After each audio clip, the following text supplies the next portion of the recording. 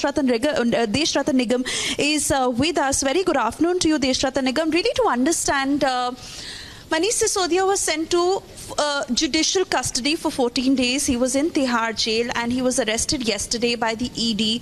He's now being produced in the Rouse Avenue court. The ED is demanding 10-day custody of him, and we are putting out details of the hearing that is underway and the arguments that are being put out by the lawyer representing the Enforcement Directorate. But what from here on, in the light of the evidence that the ED is in possession of so far, we also understand earlier that the CBI had also stated that they would want custody of Manish Sisodia, but at a later point, how he had been evasive with the questioning with the CBI. Now, how do you look at what is happening in the court right now, and if Manish Sisodia could be sent to ED custody? Is the question to me?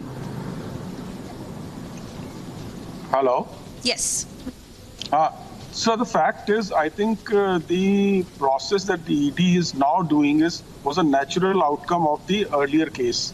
And hence, when the bribe takes place or a lot of issues are there and the money is generated, the bribe is paid, then the money laundering automatically comes into the question.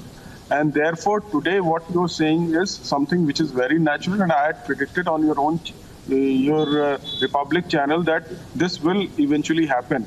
And the way the conspiracy is there, the provisions were changed, the policy was tweaked without taking permission from the LG, and the revenue was going down, the sale of the liquor was going up, and the huge amount of bribe which has been paid. The money laundering is a natural case which had to come.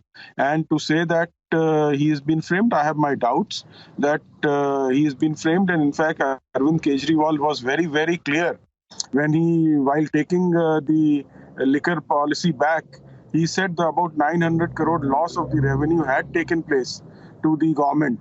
So there is a clear admission of loss of revenue, which is also covered under the Prevention of Corruption Act, Section 13(1)(d). Where if you occupy a post and somebody else makes the money, even if you have not made a money.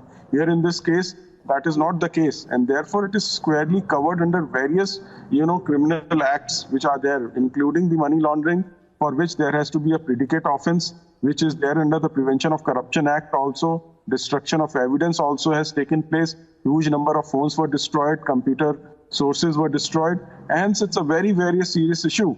And I'm sure the court will look into it before, giving a remand to ED or any other steps, that the court may take. But these are very, very serious issues, and we have to be very, very clear on this subject. And the Prime Minister very clearly said from the ramparts of the Red Fort that zero tolerance should be there for corruption and hate towards corruption and the corrupt both. And that is what we are seeing. And in fact, I raise a very important question out here that most of these parties against whom the ED or CBI is working, please look at their formation, from where they were and what were the resources or the properties that they had when the parties were formed, and what are the resources and the properties which they have now. So once you go into that question, you will realize the immense amount of corruption that we had in India. And prior to 2014, all the newspapers were full of corruption. Today, at least that is not there. At least the government agencies are working today to the best of their abilities, and let's not point fingers towards them. Even in Karnataka also, the government agency, the Lok Ayuk, took strict action against a BJP leader, and the crores were, recovered from there. I think we all should have zero tolerance towards corruption, including, institutional corruptions also, where the governments themselves are involved in it.